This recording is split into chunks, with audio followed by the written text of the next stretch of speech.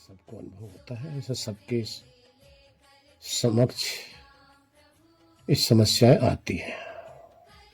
कोई कितना भी आगे पहुंच जाए ना, थोड़ी बहुत समस्या उसके समक्ष भी रहती है। तो यहां ये विचार करना है कि अभी वहां न लगने का रीजन क्या है, क्या कारण कि वहां नहीं लग पाते। इस कारण को तो खोज करना पड़ेगा ना। क्योंकि जी कारण यही है कि वह संसारी काम में ज्यादा समय दे रहे हैं, उसमें नहीं समय निकाल पा रहे हैं, यही कारण लगता है जी। वहां आसक्ति ज्यादा है, ऐसा लगता है, जो मुझे लगता है। इन सब का कारण आपकी इंद्रियां हैं,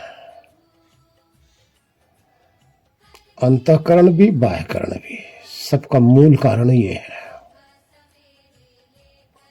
इसी के कारण से आप अंतर नहीं पहुंच पाते, स्थिर नहीं हो पाते। सारे रुकावट का कारण ये है। और देखिए, जागृत में सारी इंद्रियां तो हमारी बाहर की खुली रहती हैं, क्योंकि परमात्मा ने बनाया ही ऐसा इन इंद्रियों को कि जो सब बाह्यमुखी हैं। जरा विचार करो कैसे खुलती है। आंख जो खुलती है रूप की तरफ जाती है, दूसरे विषय की तरफ ही नहीं जाती है। कान खुलता है तो शब्द की तरफ जाता है, ये दूसरे विषय की तरफ नहीं जाता।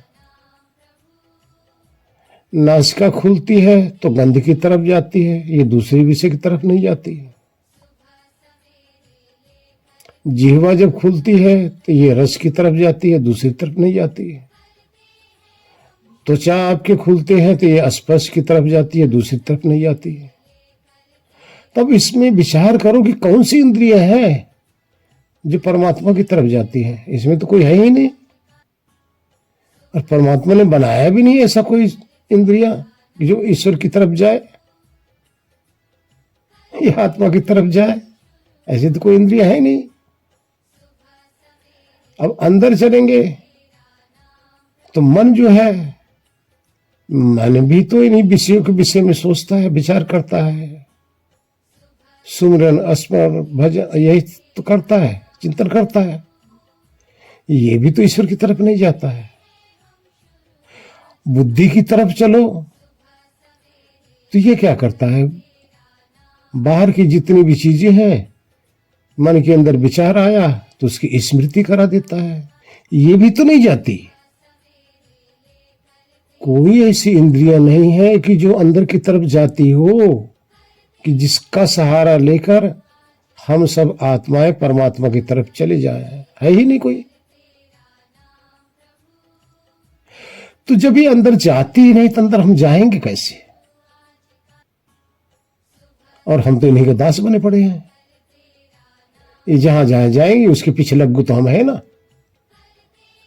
अब देखिए ना, आंख खुलती है, आंख रूप की तरफ जाती है, तो आप उस रूप की तरफ देखने लग जाते को नहीं देखने लग जाते हो। तो इसी का नाम तो पिछलग्गू है, इंद्रियों का पिछलग्गू, इंद्रियों का गुलाम होना।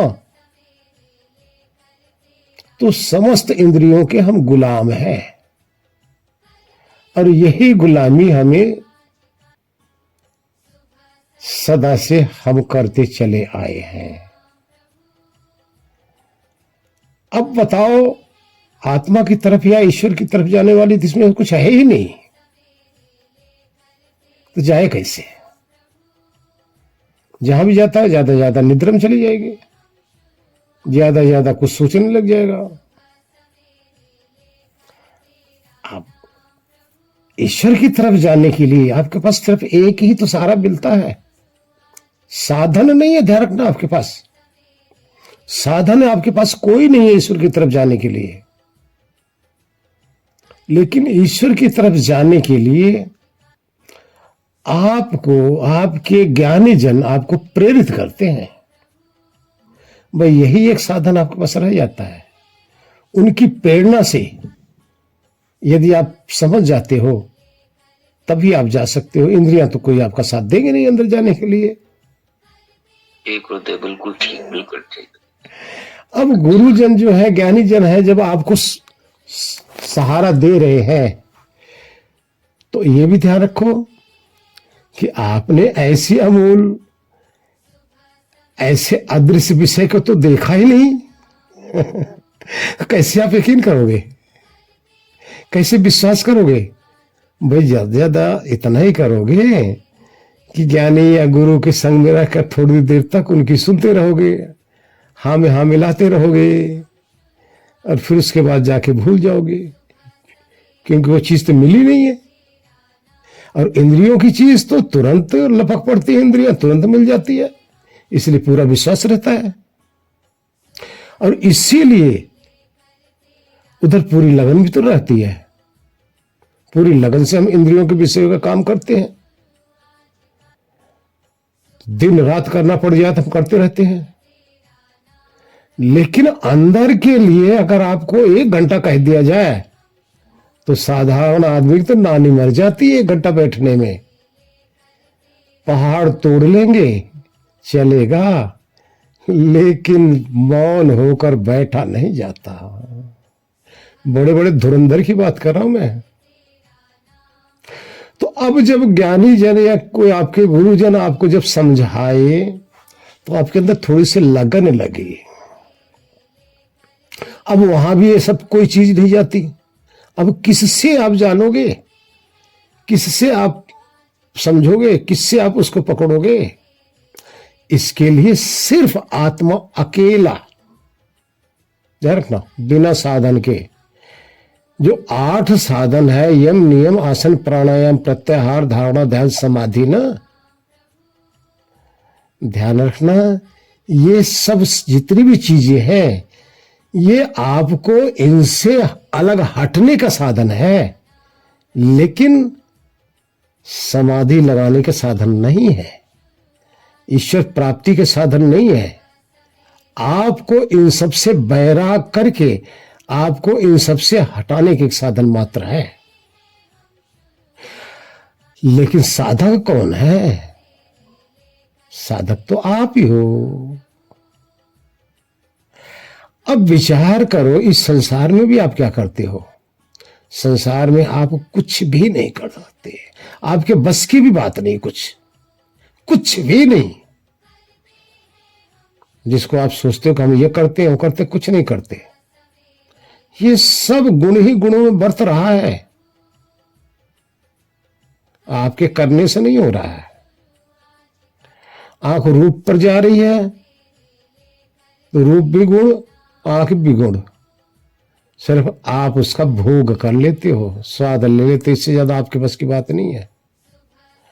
यानी आपकी बुद्धि से लेकर समस्त सृष्टि ये ईश्वर के अधीन है, ये ईश्वर का कार्य है। आप उसके रस लेने में, भोग करने में, इसी में तत्पर रहते, इससे आगे आप कुछ करते ही नहीं। भाई जो कुछ हो रहा है प्रकृति में हो रहा है, शरीर भी प्रकृति, इंद्रिया भी प्रकृति, मन भी प्रकृति, बुद्धि भी प्रकृति, सारा संसार प्रकृति, और समस्त प्रकृति ईश्वर की संपत्ति है, ईश्वर का राज्य है। अब ईश्वर के राज्य में आप रहकर बस ईश्वर के पदार्थों का सिर्फ अनुभव कर सकते, इससे अलावा आपकी बस की बात कुछ नहीं है।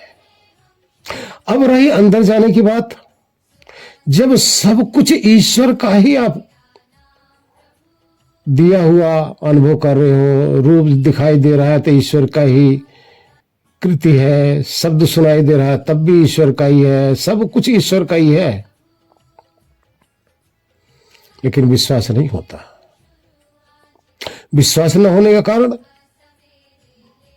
क्योंकि आप इंद्रियों के द्वारा बह चुके हो। आज से नहीं, जन्म जन्मांतर से बहते चले आए हो।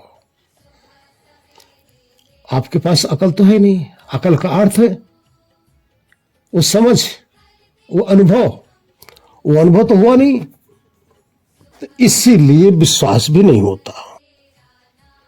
जी देखिए, अब अंदर जाने के लिए आपके पास साधन क्या मिला, आपको पता कैसे चला? अंदर जाने के लिए एक साधन है, वो है ज्ञान। ज्ञान कहते हैं समझ की। अब ये समझ कहां से आपको मिला? आपके गुरुजन से या शास्त्रों से। अब ये ज्ञान किसने करना है? ना तो मन ने करना, ना बुद्धि ने करना, ना किसी इंद्रियों ने करना है। अब इस ज्ञान को करने के लिए अकेला एकलौता रह गया बस। अब इस सफर में अकेला आपको चलना पड़ेगा, अकेला। सब में आग लगा देना है,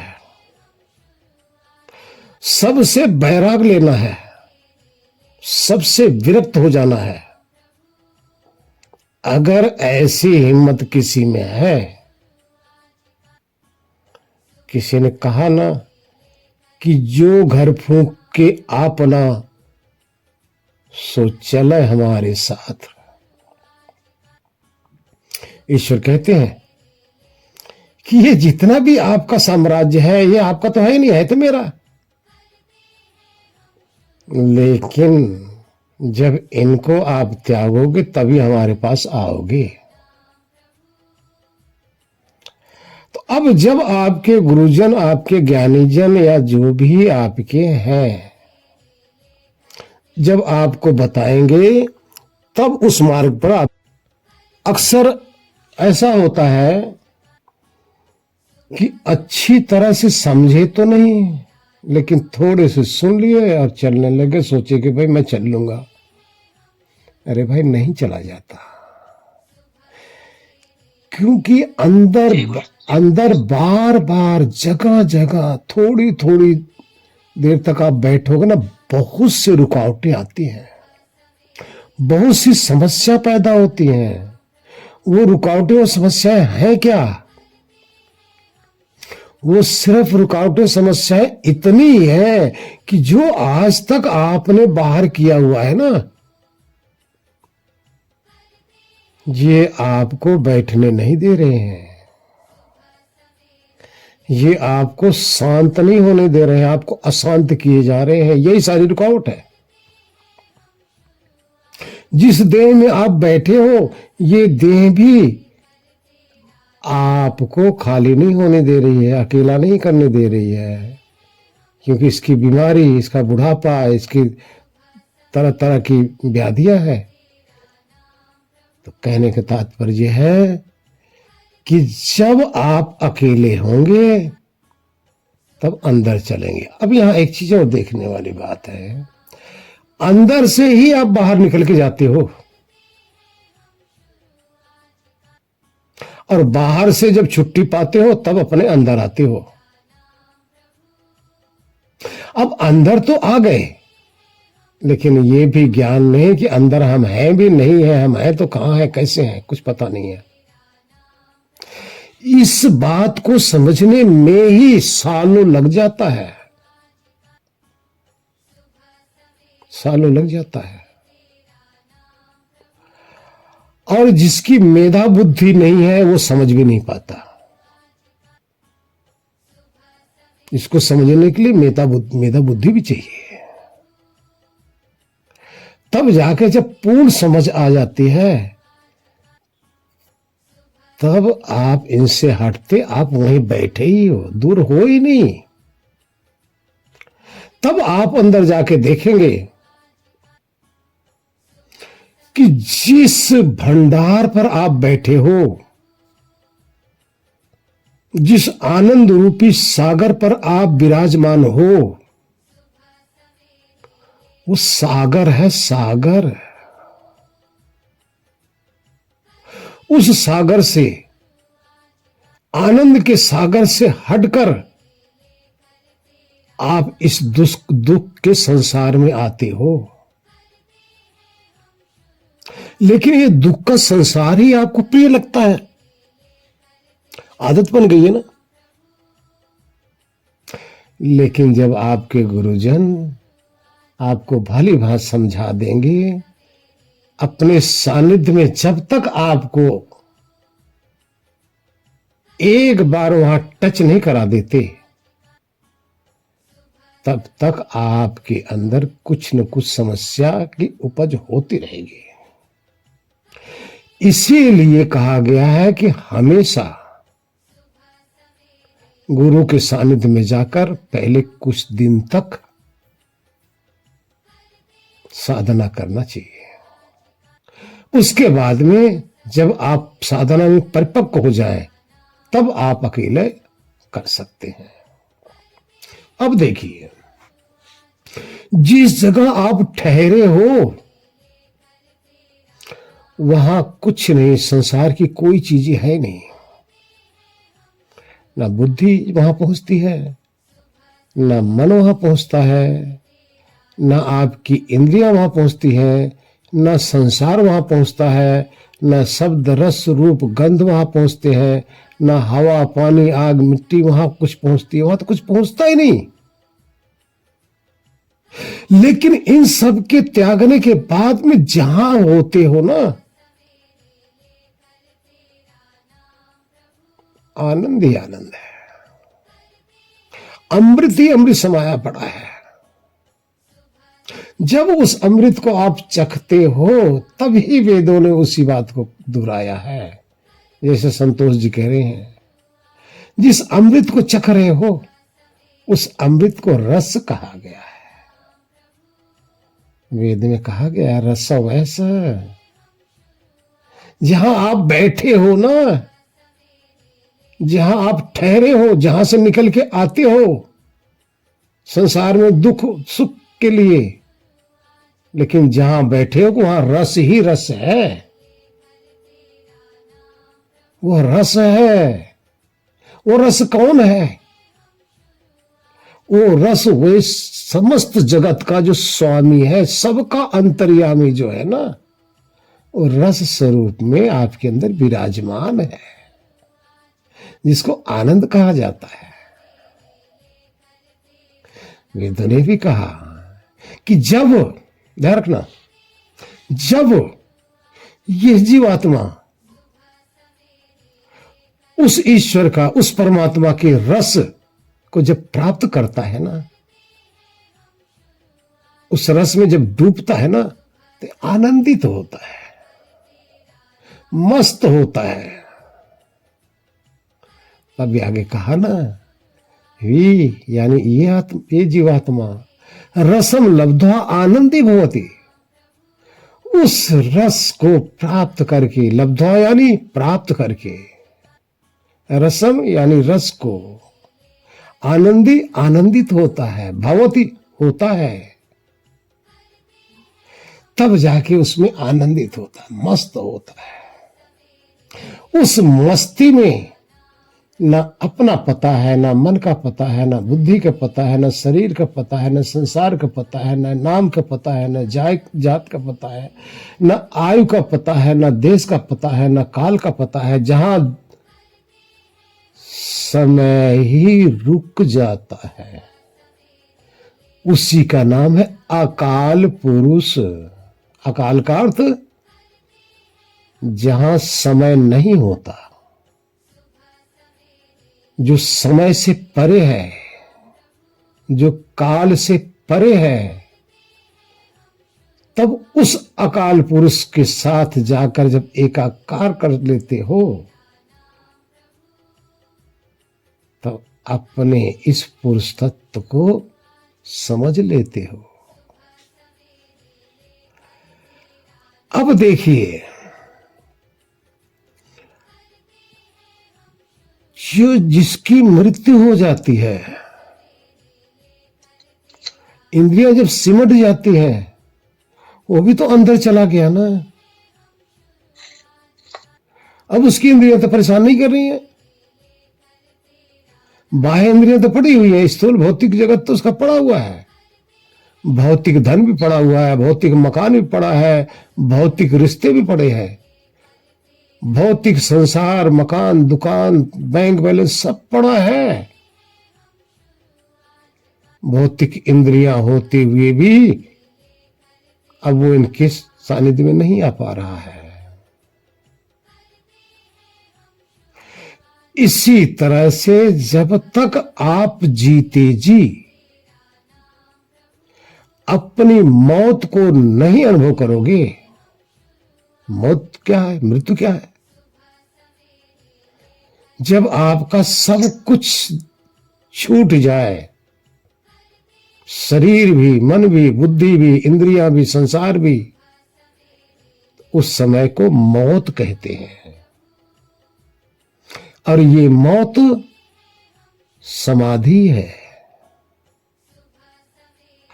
और इस समाधि के बाद ही जीवन मिलता है, सच्चा जीवन वो है। और ये जो जीवन व्यतीत कर रहे हैं, ये तो बार बार मृत्यु का ग्रास हो रहे हैं। सच्चा तो सत्य तो वहां से प्रकट हो जाता है, जो सदा के लिए हम जीवित हो जाते हैं। जीवित का अर्थ सदा उस प्रभु के साथ एकाकार हो जाते हैं, सदा उसी रस में बन जाते हैं, उसी अवस्था में बने रहते हैं जिसमें हमारा कोई बिगाड़ नहीं हो सकता, जिसमें कोई परिवर्तन हो ही नहीं सकता। तो सदा के लिए अगर आपने निश्चिंत होना है तो इसको आज ही इसी जीवन में, जब तक ये आपका मांस का लोथड़े वाली शरीर मिली है ना, गाड़ी मिली ना, कर लो सदा के लिए। अन्यथा तो ये छोड़ दोगे, फिर दूसरे पे जाकर सवार हो जाओगे। दूसरे पर जब सवार होने के बारी आ गई, कहीं सूअर पे सवार हो गए, कहीं छिपकली पे, कहीं रीछ पे, कहीं बंदर पे, कहीं न कहीं जाके दूसरे शरीर पे आप सवार हो जाओगे। फिर वहां नहीं कर पाओगे, कोई गुरु आपको बताने वाला नहीं मिलेगा। वहां सारे भोगी मिलेंगे, सारी रोगी मिलेंगे। उसी भोग के रोग में सदा के लिए आप पड़े रहोगे। तो ये कारण कहां से हुआ? कारण यही, एक ही कारण, एक ही साधन आपके पास है कि कोई ज्ञानी गुरु मिले, कोई ज्ञानी संत मिले, आपकी आंखें खोले। उस आंखों से आप अंदर के दृश्य को देखो, जहां से निकलकर बाहर आप भ्रमण करते हो ना, भ्रमण करते हो, तो अंदर भी भ्रमण करो।